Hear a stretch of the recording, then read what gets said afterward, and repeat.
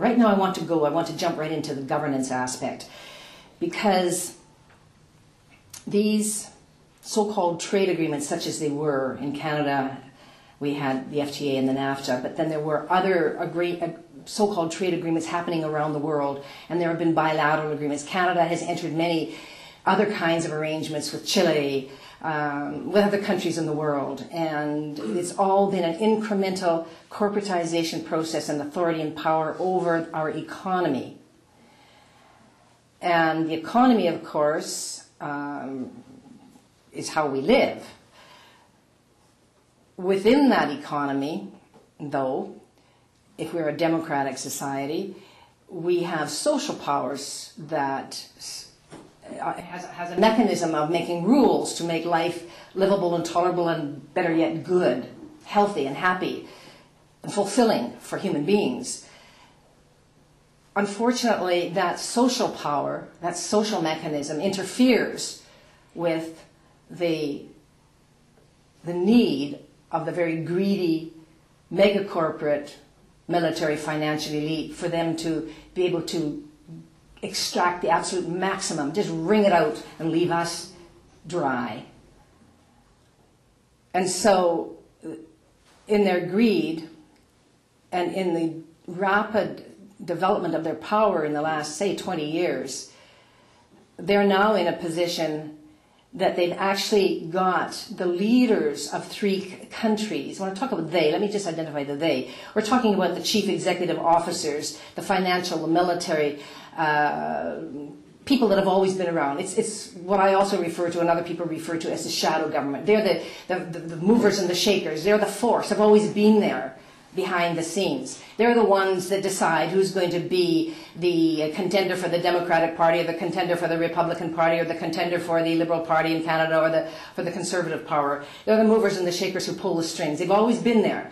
The issue is, though, that over a number of years, especially after the Second World War, immediately those kind of people with their powers, that shadow government, were pushed back for a while in terms of the kind of authority and control that they had, because the people of the world had suffered through terrible war, and governments realized they had to listen to the people, they had to give to the people social mechanisms, housing, jobs, various kind of social programs that we saw in Canada that developed in order to keep the people content, in order to keep them, quote, down, you could almost say. People weren't going to accept not having a share of the resources, not having some authority and control over them. So the governments, for a period of time after the Second World War, delivered to the people various social programs, introduced regulations and rules to make the life for people good. And we in Canada we have been the best place in the world. We have received the most benefits by a mixed economy that existed subsequent to the Second World War, where our governments would say to that shadow government that's behind the scene, the rulers, the movers and the shakers, no, I can't do this or I can't do that to make life better for you. I have to make life good for the people. And so they would say no. Today, the leaders in our governments are not saying no to those power brokers behind the scenes anymore. Worse than that is not only that they're not saying no, they are participating with them. I'm addressing the issue of governance. Who has the authority and the control for the decision making? Who creates the direction? What system, what mechanism is that? In Canada, we have an electoral system. It's very imperfect. We are all unhappy with it. We end up having a party in power that might have 20–30% of the vote of the actual people. Many people don't even vote. There's a general alienation because our system doesn't permit us to have people there that are going to act in our interests in terms of a majority, or even in a minority government. But the problem with that isn't even in itself the whole story. But the real problem is that the decision makers are the shadow government. They're the major financial institutions. They're the major mega corporations. That shadow government now is totally in authority and control. In this sense, that the Security and Prosperity Partnership Agreement entered between Paul Martin, President Bush, and Fox from Mexico in March of 2005 was an acceptance of the agenda of the corporate elite. And in March of 2006, when Harper was our Prime Minister and he met with the two leaders of the other countries, they concurred that they were going to go on, and they talked about the next steps. And one of the steps that they agreed to in March of 2006 was to have a North American Competitiveness Council. And that is 16 people from each of the three countries were to be appointed by the leaders of those three countries and are available to give open direction to the leaders of our government. And they were named and openly appointed by Harper, and he proudly talked about them. And Wendy Dobson, an academic, is one of the people that's on there. Don't remember some of the other names again. That information is available. It's all on the websites of the government. Those people, those 16 people in Canada, and the 16 in the United States, and the 16 in Mexico, are members, are part of what I'm referring to as the shadow government. They're the instruments giving the direction and the control. That has nothing to do with our Parliament. It has nothing to do with the United States Congress. It has nothing to do with the parallel governing operation in Mexico. Our people who we elect and send to government don't talk about this in Parliament. They don't talk about the implementation process that's rapidly moving along. They're not encouraged to be involved in it. I fault them for not raising it and demanding more. Now, the NDP in the last number of months did stand up in Parliament and say, we want more information about this, you should be more open, we want to know more of what's going on. And I got a report from Peter Julian of some of the lines that he makes where he says we want more, and we want to know more, and we want to have some more involvement in the discussions. They're not discussions and negotiations. What's going on is an implementation. And there are many, many committees, there's at least 100 that Peter Julian himself talks about, that are actively working in the implementation process of the unification of North America, in the integration of the three major countries. I fault the people who are our elected people, because they're there, we elected them, we expect them to do the job, to be knowing what's going on and to be speaking about it and to be objecting to what's going on. They're failing us in that they're not doing that. But all right, let's forgive them. The fact is, nothing is being brought to them in any kind of an organized way, so they've become irrelevant to us. Now remember, what I'm talking about here now is the governance process. What are we going to do about that? No matter who we elect under the existing system, where we've got the people that are in government submitting to the authority and the control of the shadow government, where they're deliberately withholding any discussion or involvement of our elected people, what are we going to do about that? We the people. I'm not asking you to answer that right now. I'm saying to you, what this means to me is that the type of system we've got right now is so badly flawed in Canada, and that to be able to fail us like this. And so it means we have to look at a totally alternative system of representation for the people. We have to go to some form of direct democracy. We have to go to some form like Switzerland has, where so many of the significant matters go by referendum to the people. Now, on that point, they're not going to bring this to the referendum of the people, even if we had a system of direct democracy, so long as that shadow government is allowed to be the power. And so first of all, as citizens, we have to be informed and to know how the system is currently working.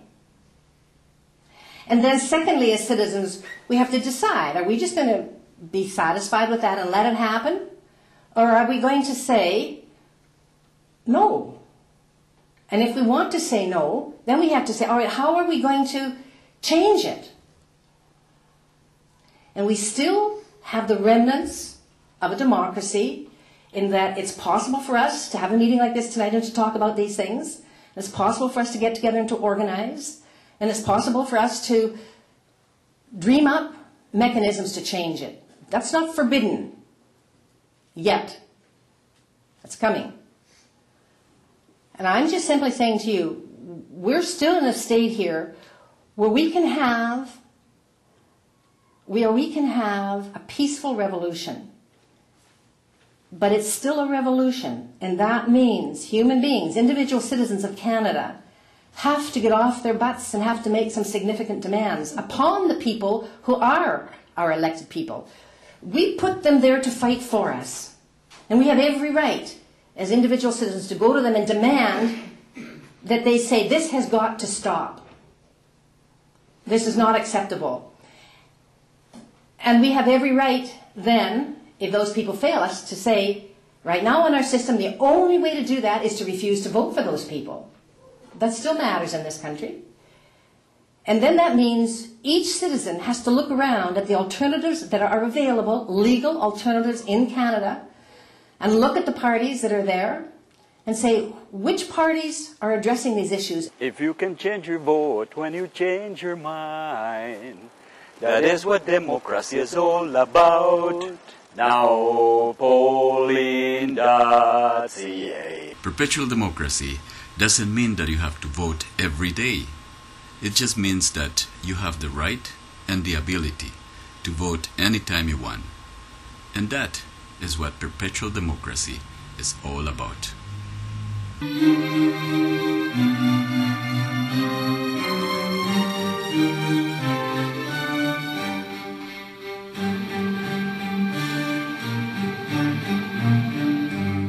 In the United States, for instance,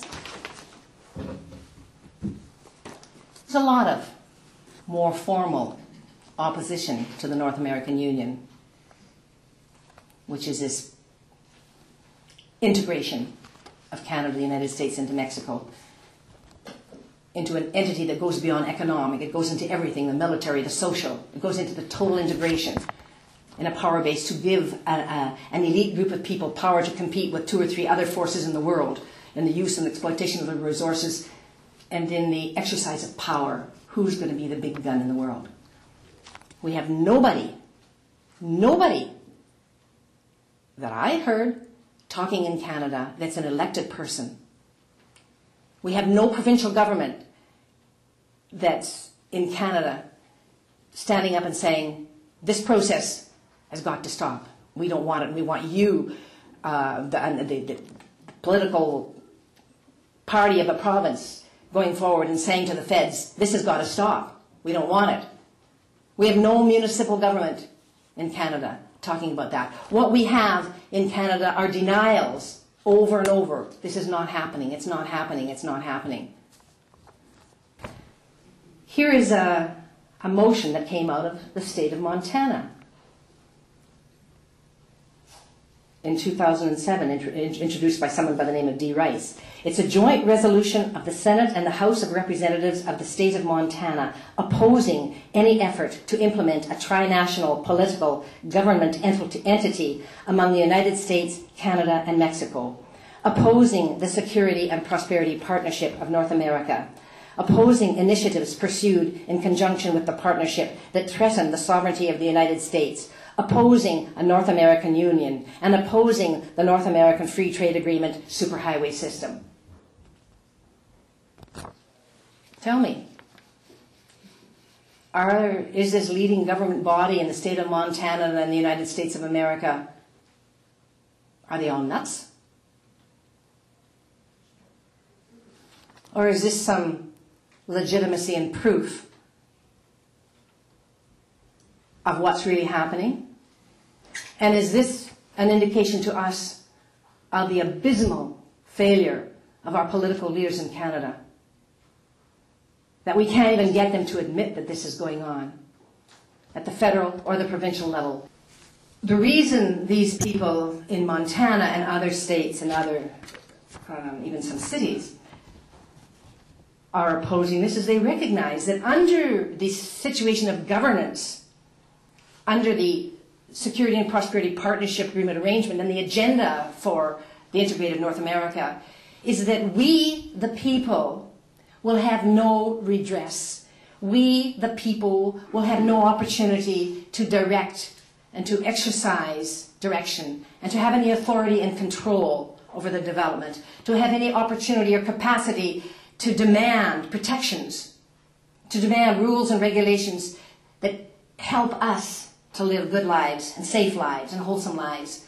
Because the structure, the governance structure under the North American Union entity is a structure of the free trade agreements. They're tribunals of people, groups of people that will be named by the chief executive officers from the Council of Foreign Relations in the States and the Canadian Council of Chief Executives in Canada and their comparable body in Mexico. Those bodies will name who's going to sit on these panels. The panels will be representatives of people that come from the corporate sector. They're not going to be people we elect. They're not going to be people who are accountable to us. They're not going to be people who are representative to us. It's an undemocratic, it's a totally, absolutely undemocratic system. Absolutely contrary to the precious jewel of democracy that people have struggled to have and have developed over centuries, with a recognition of the right of representation and accountability and electability from the people, by the people, of the people, a US saying, but it's a real saying, from the people, of the people, for the people, by the people. We're back to having to fight for those fundamental entitlements. It's that grave. And the horror and the shock of it is that this has been unleashed as a result of the process of the NAFTA type of structure that has now gone into the military structure, has gone into an attack on our legal structure, all our social safety net structure. All of that is in an incremental way being removed from us.